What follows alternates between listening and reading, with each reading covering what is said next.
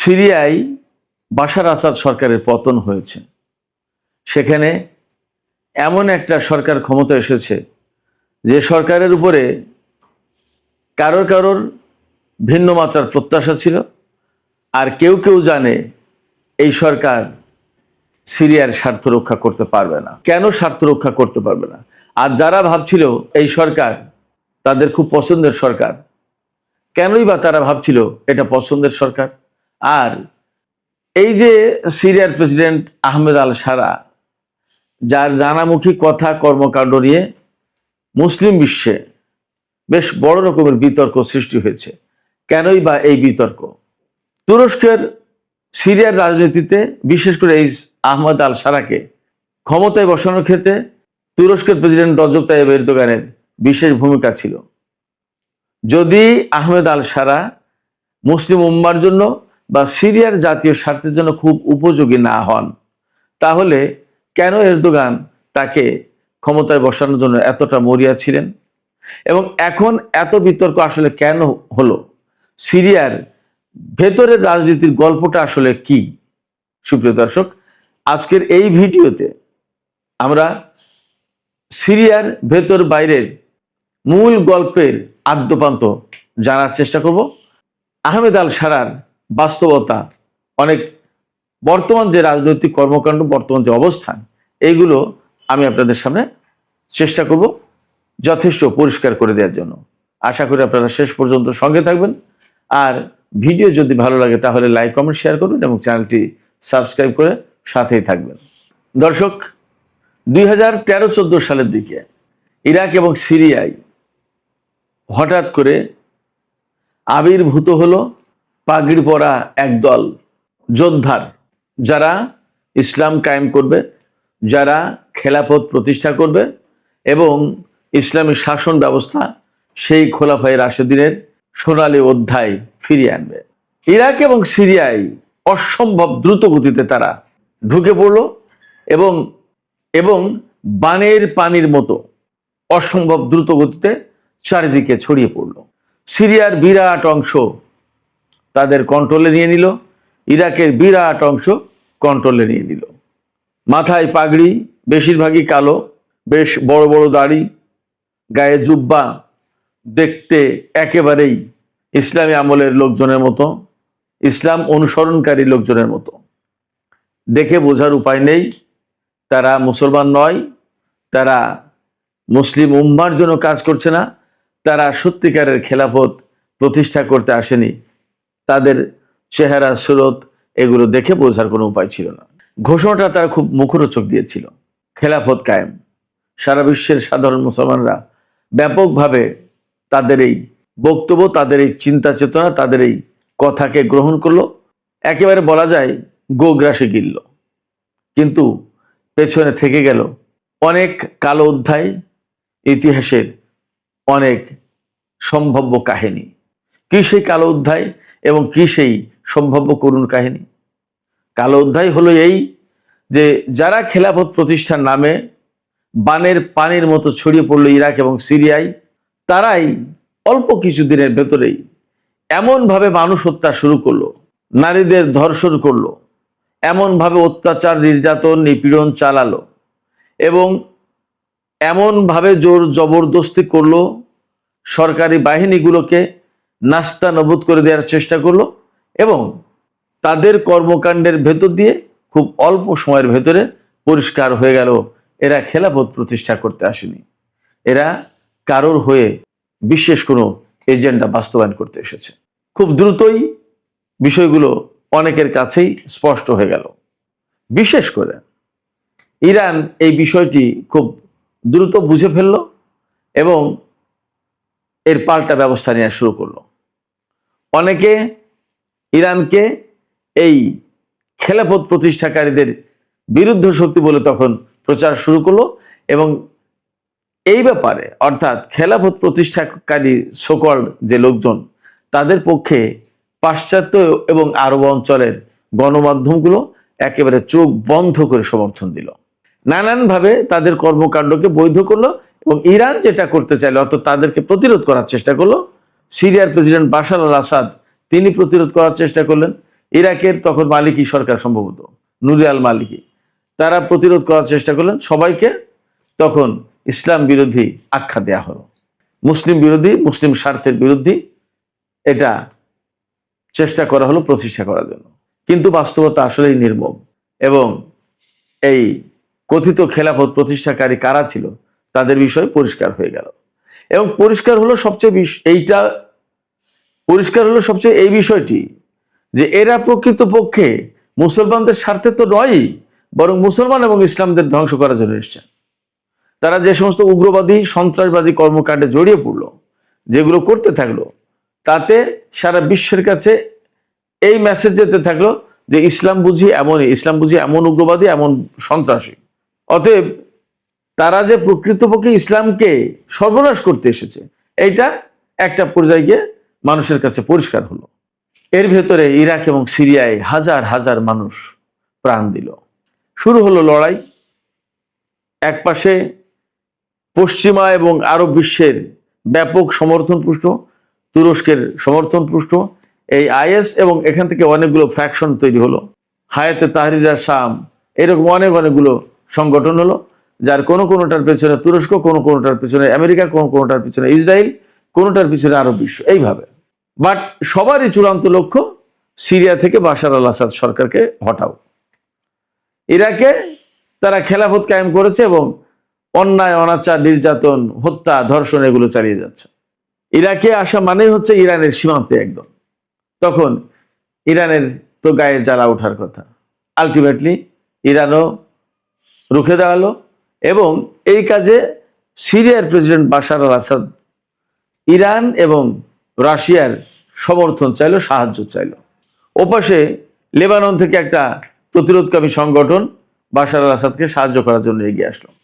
শুরু হলো তুমুল লড়াই। এর ভেতরে আমেরিকা এবং পাশ্চাত্যের আরো বহু সংখ্যক দেশ, নেটোভুক্ত দেশ, বহু সংখ্যক দেশ, মোট 65 দেশ তাদের যৌথ বিমান বাহিনী গঠন করলো, এবং তারা সিরিয়ায় এই কথিত ইসলামী শক্তি আইএস এর বিরুদ্ধে বিমান হামলা চালাতে শুরু করলো। নামে নামে বিমান হামলা চালায়, কিন্তু আসলে কাজে কিছু হয় না।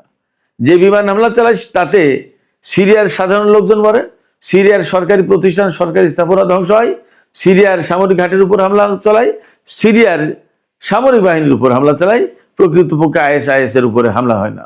তখন একটা পর্যায়ে বারাক ওবামা ক্ষমতা এবং হিলারি ক্লিন্টন পররাষ্ট্রমন্ত্রী, হিলারি ক্লিন্টনের নেতৃত্বে ফ্রেন্ডস অফ সিরিয়া নামে একটা সংস্থা গঠন করা হলো। এই সংগঠন বা এই সংস্থার দুটো বৈঠক হয়েছে তুরস্কে, ফ্রেন্ডস অফ সিরিয়া। তুরস্কের সাথে বাশার আল আসাদের কিন্তু একসময় খুব ভালো সম্পর্ক ছিল, দুই প্রতিবেশী দেশ, অনেক ইতিহাস, ঐতিহ্য, অনেক কিছু একসাথে। অথচ একটা পর্যায়ে গিয়ে এই বাশার আল আসাদ সরকারকে উৎখাত করার জন্য এরদোগান উঠে পড়ে লাগলেন। তিনি সিরিয়ায় মুসলিম ব্রাদারহুডের শাসন কায়েম করার কথা বলেন। নিজের দেশে ইসলামী শাসন প্রতিষ্ঠার কোনো খবর নেই, নিজের দেশে মুসলিম ব্রাদারহুডের শাসনের কোনো খবর নেই, কিন্তু সিরিয়ায় মুসলিম ব্রাদারহুডের শাসন প্রতিষ্ঠার জন্য তিনি খুব অ্যাডামেন্ট হয়ে উঠলেন, সিরিয়াস হয়ে উঠলেন। তিনি এই যে আজকে যে আহমেদ আল সারা, তাদের যে মূল সংগঠন হায়াতে তাহরির শাম, তাদেরকে সমর্থন দেওয়া শুরু করলেন রজব তাইয়িপ এরদোগান। তার টার্গেট ছিল সিরিয়ার একটা বিরাট বড় ভূখণ্ড তুরস্কের আওতাধীন করতে হবে, নিজেদের অধীনস্থ করতে হবে। বাশার আল আসাদ সরকার থাকলে এটা সম্ভব না। তুরস্কের এটা কাহিনী। ইসরায়েল বা পাশ্চাত্যের তাদের প্রত্যাশা ছিল বাশার আল আসাদ সরকার যতক্ষণ পর্যন্ত ক্ষমতা আছে ততক্ষণ পর্যন্ত সিরিয়ার আকাশ, সিরিয়ার ভূমি মুক্ত না। অতএব ইসরায়েল যে গ্রেটার ইসরায়েল প্রতিষ্ঠা করতে চায় সেটা সম্ভব না। একেবারে ইসরায়েল থেকে সামনে পা বাড়ালেই সিরিয়া, বাশার আল আসাদ সরকার, যারা কখনো ইসরায়েলের সাথে সম্পর্ক প্রতিষ্ঠার চিন্তাও করেনি, বরং যুদ্ধ করেছে কয়েকবার। অনেক দেশ, আরব দেশ ইসরায়েলের সাথে মীমাংসা করেছে, আপোষ রফা করেছে, কিন্তু বাশার আল আসাদ সরকার বা তার বাবা হাফিজ আল আসাদের সরকার কখনো আপোষ রফায় যায়নি। এছাড়া ইসরায়েল যে গ্রেটার ইসরায়েল প্রতিষ্ঠা করতে চায় বা আমেরিকার নিউ মিডল ইস্ট প্ল্যান বাস্তবায়ন করতে চায়, সেটা করতে গেলে সিরিয়াকে ভাঙতে পারলে বা সিরিয়ার বাশার আল আসাদকে যদি উৎখাত করে দেওয়া যায়, তাহলে দ্রুত গতিতে ইরাক দখল করে নিয়ে ইরান দখল করে নেবে, একদম সহজ। তখন আফগানিস্তানে কিন্তু মার্কিন বাহিনী দখলদারিত্ব কায়েম করে রেখেছে। এইরকম একটা প্রেক্ষাপটে সিরিয়া দখল করাটা খুব গুরুত্বপূর্ণ ছিল। ইরান এই পলিটিক্স বুঝতে পারলো, এই ষড়যন্ত্র বুঝতে পারলো, বুঝে তারা দ্রুতই রুখে দাঁড়ালো, রাশিয়ার সাহায্য নিল এবং বাশার আল আসাদ সরকার টিকে গেল। এপাশে ইরান একটা অবস্থায় থাকলো, রাশিয়াও অবস্থায় থাকলো, সারা বিশ্বে রাশিয়ার নতুন করে একটা প্রভাব প্রতিপত্তি তৈরি হলো। এর ভিতর দিয়ে ইসরায়েল কিন্তু প্রায় প্রতিদিন সিরিয়ায় হামলা চালায়, অথচ সিরিয়ায় কিন্তু ইরান তার একটা ভালো অবস্থান গড়ে তুলছিল, সামরিক অবস্থান। এবং সেই সময় ফিলিস্তিন, লেবানন থেকে শুরু করে ইরাক, ইয়েমেন সব জায়গায় একটা প্রভাবশালী প্রতিরোধকামী সংগঠন, তারা এই যে প্রক্সি ফোর্স যেটা, এটা গড়ে উঠলো। এই ভেতরে ইরানি কনসুলেটে হামলা চালালো ইসরায়েল, যাতে ইরান প্রতিশোধ হিসেবে ইসরায়েলে হামলা চালালো। শুরু হলো ইসরায়েল এবং ইরান যুদ্ধ, ইতিহাসের নতুন অধ্যায়।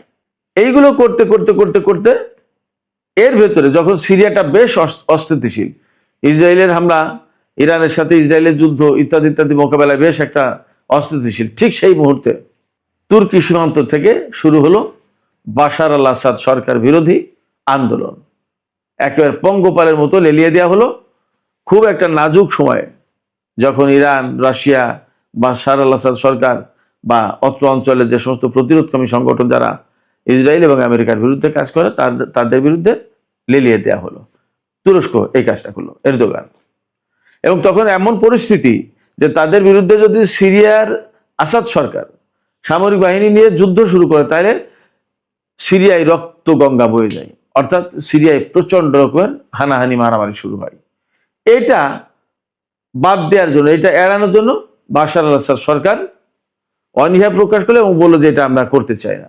তখন ইরান এবং রাশিয়া বললো আচ্ছা ঠিক আছে, যার দেশ সে যদি করতে না চায় তাহলে তাকে ছেড়ে দেওয়া হোক। তখন বাশার আল আসাদ সরকার রাশিয়ায় আশ্রয় নিলেন এবং সিরিয়া এই জোলানির নেতৃত্বে হায়াতে তাহরির আশ-শামের অধীনে চলে গেল। তারা সরকার কায়েম করলো, ইসলামী সরকার প্রতিষ্ঠা করবে বলেছিল।